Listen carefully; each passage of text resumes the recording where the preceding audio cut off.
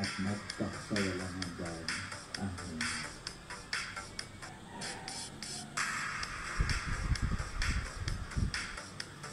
Halina mga kapanalig at bumalik tayo sa Diyos at ng lahat ng pagpapala niya ay tunay na makahulugan para sa atin.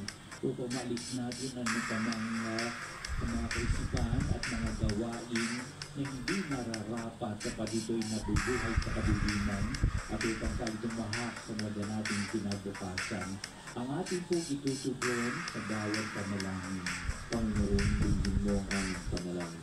Panginoon, dinggin mo ang aming panalangin.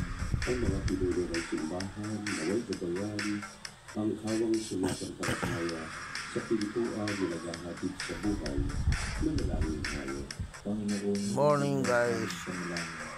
Bilang komunidad, Mag-exercise po tayo tuwing umaga. ang bawat isa ng may Po-share ko sa inyo. pagkakawa at pagmamahal, manalangin tayo.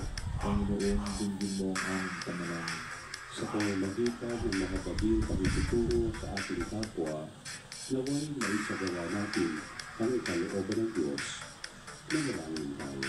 Panginoon, dinggin mo ang aming panalangin.